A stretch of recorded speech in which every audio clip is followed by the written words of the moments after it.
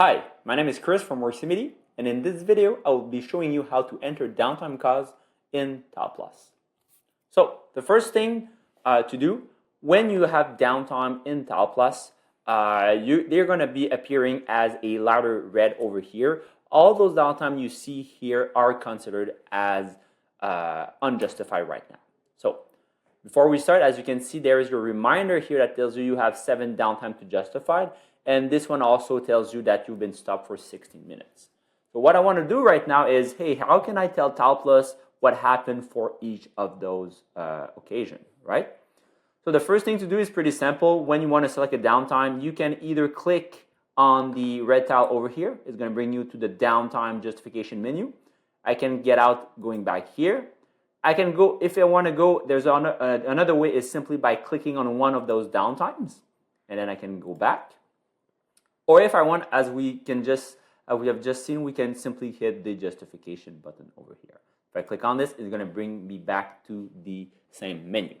So before we start justifying, I want you guys to notice something. If you look around here in the middle, there is no downtime at the moment. But if I go back to my main screen, you can see some very small downtime. So just be aware, if I put my mouse on this, it's telling me, in this case, no justification required for downtimes under 5 minutes. So of course, this 5 minutes can be configured by your administrator. But as we can see, if I go in my downtime justification menu, these one will disappear as you cannot justify them. Note that they will be considered as an unplanned downtime and will be justified automatically by minor stops. Okay? So now if we get back to our main downtimes, if I'm going to select one, so let's say I select this one, you can see that the downtime selected has a yellow border. So it's telling me that this is the one I'm selecting right now. And if we look at the bottom, it's going to tell you that this downtime started at 8:45 until 9:03 in the morning. And it's telling me also the total duration, so 18 minutes and 20 seconds. So selecting a downtime is pretty simple. You're going to have a drop-down menu. All the downtimes you see here will be entered by your administrator. If you wish to have more downtime, of course, those downtimes are customizable for every one of you. So in this case, I'm simply going to select a downtime.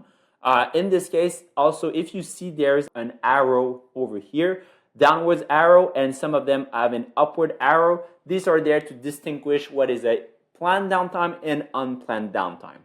To make it simple, of course, planned downtime will not affect your OEE, but unplanned downtime, of course, are the ones you want to reduce and will affect your overall equipment effectiveness, your OEE.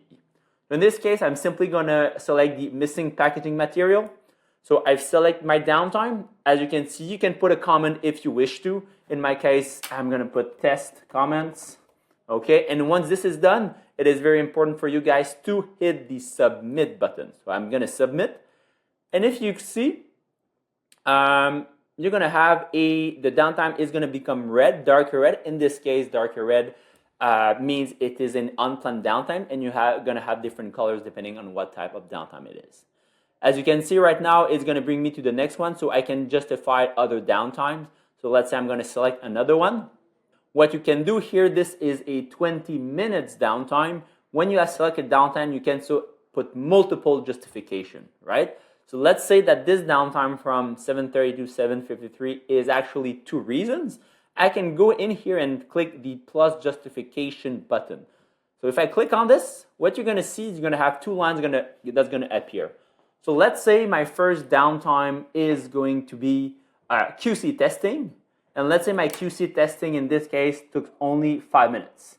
Okay, so I'm going to write 5 minutes. That's good. And then the remaining time, so in this case around 15 minutes, I can go in here and select another downtime reason. So let's say I'm going to put missing packaging again. So you're going to have 2 downtime justification. As I mentioned before, don't forget to click submit. When I click submit, you're going to see it's going to be small for you guys. I'm going to zoom in here. You can see the downtime I just justified has 2 colors. The first portion, the little thin green line, is my 5 minutes of planned downtime. So that's why you see it dark green. And the rest of it, which was missing material, is an unplanned downtime.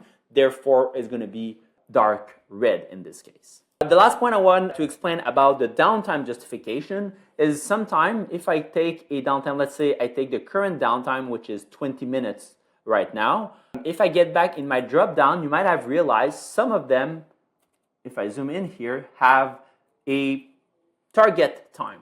So all the planned downtime, it's optional. Some of them, your admin might have configured a target duration. In this case, lunch has a 30 minutes target. So we can see this is a planned downtime. It has a 30 minutes target to it. In this case, I'm going to take the break. Okay, so this is a break. Pause. It's a break over here. And what happened here is that automatically, I'm going to zoom back, automatically another line was created. Okay, the reason why is that this downtime is currently 21 minutes, but you've justified with a downtime that only lasts 15 minutes. So the system is going to ask you, okay, but how come you went over? So that's why you've got a new line. So what you can do is simply say, hey, my break took a bit longer. Why? Because let's say, for example, when I came back, I did a setup. Okay, it can be another planned downtime. As you can see, setup is planned with the upward arrow. Or I could go again and select a unplanned downtime. Well, when I came back, I was missing some pallets, so I can click on this. And again, if I zoom back, simply hit submit, and it's going to justify my current downtime. Okay. Note that the downtime, I'm going to exit the justification menu.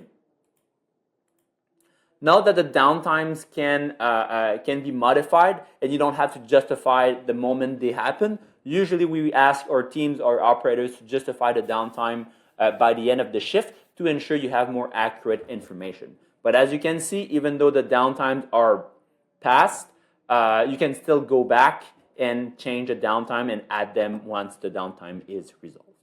So that's it for downtime justification. So you're now able to put the downtime cause in this and, of course, bring more relevant information in the system. Thank you for your time. See you in the next one.